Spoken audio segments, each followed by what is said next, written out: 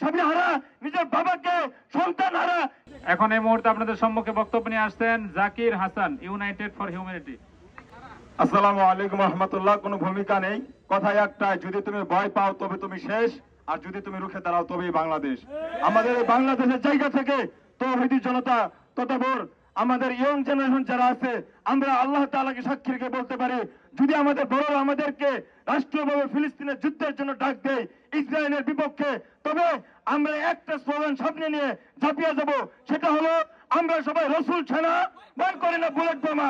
সেই স্লোগানকে সামনে রেখে গাজার পক্ষে, ইসরায়েলের বিপক্ষে, নিজের স্ত্রীকে স্বামী হারা, নিজের বাবাকে সন্তান হারা, নিজের সন্তানকে বাবাকে হারা করার জন্য সকল ইয়ং জেনারেশন মুসলিম তৌহিদি জনতা এক আছেন তো ইনশাআল্লাহ। স্লোগান একটাই, নারায়ে তাকবীর, নারায়ে তাকবীর।